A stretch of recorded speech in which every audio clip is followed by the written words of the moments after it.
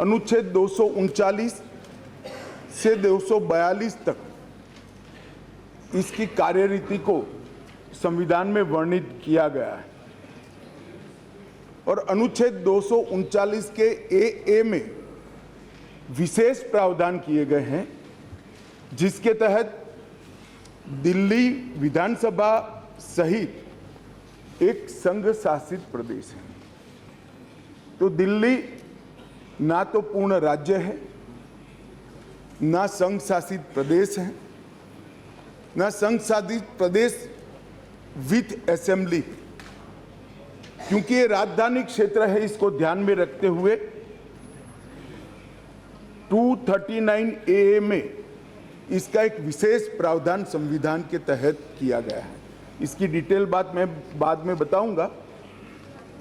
अब कहा कि भारत सरकार को इसके बारे में कानून बनाने का अधिकार नहीं है, ऐसा विषय कुछ सदस्यों के द्वारा रखा गया। मैं इस सदन का ध्यान अनुच्छेद 239A3B की तरफ दिलाना चाहता हूं। 239A3B बहुत स्पष्ट है। इसके तहत इस संसद को दिल्ली संघ राज्य क्षेत्र या इसके किसी भी भाग के बारे में उससे संबंधित किसी भी विषय पर कानून बनाने का पूर्ण अधिकार प्राप्त है। इसलिए कुछ सदस्यों ने जिस बात को इंट्रोडक्शन के वक्त यहां उठाने का प्रयास किया था, मेरा दायित्व बनता है, उस वक्त माहौल ठीक नहीं था, तो आज इसका मैं ढंग से जवाब दूं।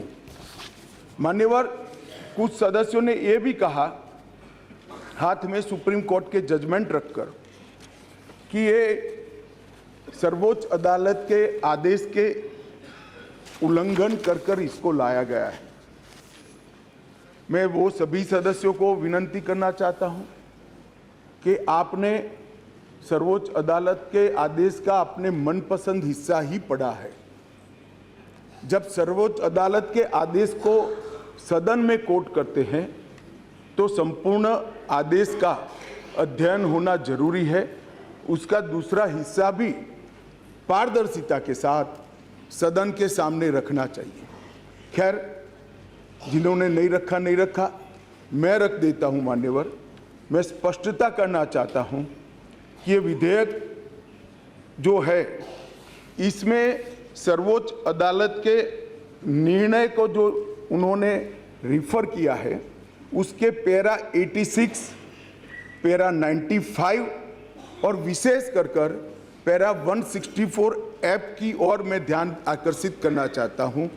उसमें स्पष्टता से कहा है कि संसद को 239AA के तहत दिल्ली संघ राज्य क्षेत्र के किसी भी विषय पर कानून बनाने का अधिकार है। ये अदालत ने अपने जजमेंट के अंदर बहुत स्पष्ट कर दिया है। मान्यवर, अब मैं थोड़ा विधेयक पर बात करना चाहूंगा। दिल्ली शासन, इसकी एक ऐतिहासिक पृष्ठभूमि है। मान्यवर, दिल्ली की स्थापना 1911 में अंग्रेजों के शासन के द्वारा महरौली और दिल्ली दो तहसीलों को पंजाब प्रांत से अलग कर बनाई गई। 1919 और 1935 में ब्रिटिश सरकार ने चीफ कमिश्नर प्रोविंस का नोटिफिकेशन किया और दिल्ली को चीफ कमिश्नर प्रोविंस के तहत रखा गया। आज़ादी के बाद पट्टाभी सीतारामैया समिति ने दिल्ली को राज्य स्तर का दर्जा देने की सिफारिश की थी। हालांकि जब सिफारिश संविधान सभा के समक्ष आई, मेरा विपक्ष के सदस्यों को विनम्रता से अनुरोध है कि इस बात को जरा गौर से सुनेगा। पट्टाभी सीतारामैया समिति की सिफारिश जब सदन के सामने आई, तब पंडित जवाहरलाल नेहरू जी, श्रीमान सरदार पटेल, राजाजी, राजेंद्र प्रसाद और डॉक्टर अंबेडकर जैसे नेताओं ने इसका विरोध किया कि ये उचित नहीं होगा कि दिल्ली को पूर्ण राज्य का दर्जा दिया जाए।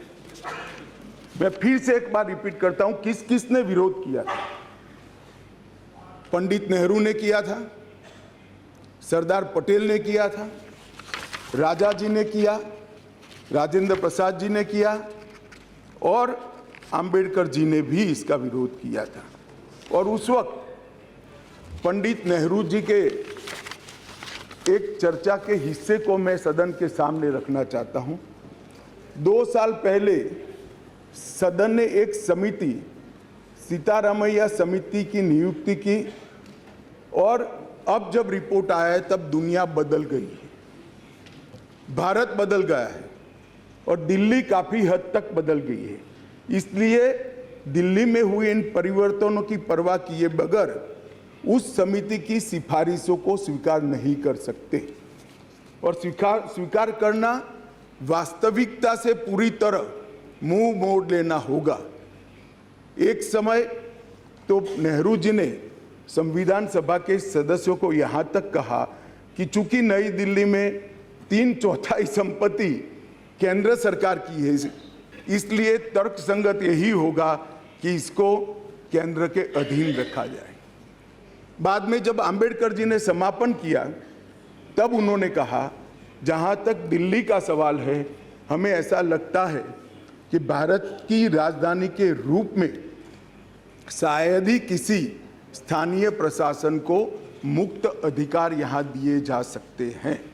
संयुक्त राज्य अमेरिका और ऑस्ट्रेलिया में जो राजधानी के क्षेत्र है, इसकी मिसाल भी उन्होंने वहां दी और उन्होंने कहा कि इसके लिए एक अलग व्यवस्था करनी चाहिए और संविधान सभा में इस पर जोड़ना चाहिए। खैर, मैं इसलिए कहता हूं कि आप जिस चीज़ का विरोध कर रहे हैं, ये सिफारिश किसकी थी ये आपको मालूम होना चाहिए। ये पंडित नेहरू की सिफारिश थी। मान्यवर